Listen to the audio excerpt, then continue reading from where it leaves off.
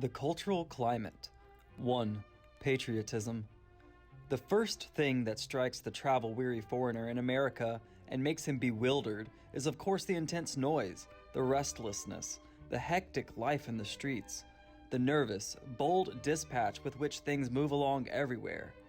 If he lands in New York in the summertime, he will moreover be a little surprised to see gentlemen without jackets, without vests, with no more than suspenders over their shirts, strolling along the streets, arm in arm with ladies dressed in silk. This immediately has a foreign air, an air of freedom. There is a haste in this kind of etiquette, and the pace does not slacken as he travels westward. Everywhere there is the same bustling hurrah in things, the same steam-hammer din, the same clamorous activity in all that goes on. The country is a pioneer society in its earliest days, a whole world in itself, where people are now about to begin living.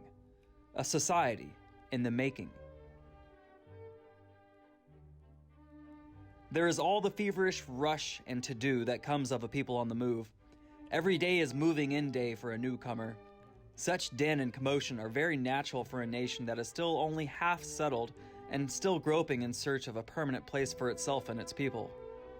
But it is this very din and commotion that newspapers and speakers and poets here at home have celebrated as a product of the Republic's free institutions. And Americans themselves are convinced that all this restlessness and energy and incessant whirl are a trait that freedom itself has stamped on the American national character. No question about it, this is the uplifting power of freedom.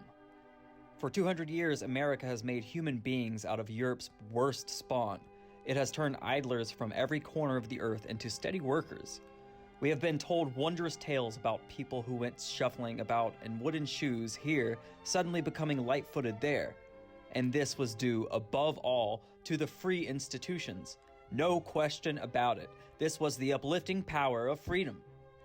But this explanation of the immigrants' rapid transformation is a bit too idealistic for anyone with experience. There is a far more obvious cause, an economic one. The same family that lived on 2 crowns a day here needs $1.50 a day there, and for the great majority it takes a considerable doing to get hold of this $1.50. It really keeps you whirling to earn that money. In addition to this, you find yourself in the midst of a foreign land which, however long you live there, remains a foreign land. The entire mode of living in America is so vastly different from what the immigrant is used to at home that he never gets it completely into his blood. He will always feel like a foreigner. But it can make people nervous, and it can make them step lively. People are in a constant state of alarm. They feel pressured by so much that is unfamiliar, astonished by all that is new, confused by all that is strange. They get upset if they are simply going to buy a new pair of shoes, dreading that they may not know enough English to haggle.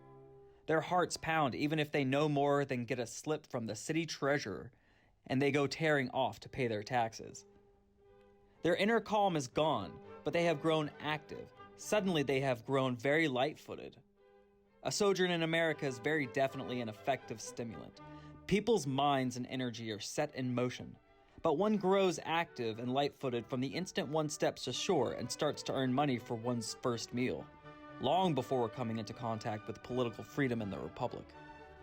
The second impression that jolts the foreigner as soon as he has begun to take note of details in this clamorous bustle is the American's enormous patriotism. Every so often he encounters a street parade of war veterans, people who are curiously rigged out in multicolored ribbons, with tiny flags in their hats and brass medals on their chests, marching in step to the hundreds of penny whistles they are blowing. There's absolutely no other point to these parades than an attention-getting march through the streets in step to hundreds of penny whistles. Absolutely no other point. This frequently repeated procession is a symbolic expression of the Americans' fervid national feeling. All street traffic ceases while this procession passes by. Not even the streetcars are allowed to break through. And people who are busy indoors come streaming out onto the steps to watch this weekly occurring phenomenon. It is quite simply everyone's civic duty to watch this ridiculous parade, without smiling. For the men with the penny whistles are patriots. Just as these soldiers punished the Southern aristocrats in the last war for refusing to obey, so the American people today would be prepared to fight if another nation opposed their wishes. It is incredible how naively cocksure Americans are in their belief that they can whip any enemy whatsoever. There is no end to their patriotism. It is a patriotism that never flinches, and it is just as loudmouthed as it is vehement. For some time now, the American press has been sternly lecturing England in regard to her fishing treaty with Canada, and I have heard Americans say privately, "Just let England come and try to make something of it. Just let her come." When Lasker, the German National Assemblyman and leader of the German National Liberals, died some time ago in New York, the American Congress sent a letter of condolence to Bismarck. Now, Bismarck was only human. He was not particularly disposed to grieve himself sick over the death of his most bitter adversary. He just could not understand good Yankee tact. He threw the paper into an envelope and sent it back. But then American patriotism broke loose. Did Bismarck have the nerve to treat their loftiest message like a piece of paper? Well, just let Germany come on. Just let her come. At the time, American newspapers were full of diatribes against Bismarck. I happened to be doing some traveling at that time, and wherever I went, I found that the public was simply gnashing its teeth. A couple of large Eastern papers finally admitted that Congress perhaps had blundered in sending this official condolence to the German government. But the next day, the same papers were right back to their original stand. People had visited them. It turned out that they had lost subscribers between yesterday and today. American patriotism never tries to avoid a flare-up, and it is fearless about the consequences of its hot-headed impetuosity. It is so arrogant that, in those people who lack a corresponding degree of intelligence, it becomes a fatuous pride. There is one country, America. Anything beyond this is no good. Nowhere on earth is there such freedom, such development, such progress, and such intelligent people as in the land of America. A foreigner often feels wounded by this hulking smugness. Unavoidably, he comes up against situations daily that make him suffer again and again from the American's sweeping sense of superiority. He is bypassed, laughed at, made a fool of, pitied, and ridiculed. The upshot of this daily humiliation ultimately is that he himself tries to become an American as best he can. He tries to Americanize himself, an effort that then earns him the unqualified praise of political candidates on election day. He learns the formal aspects of Americanism rapidly.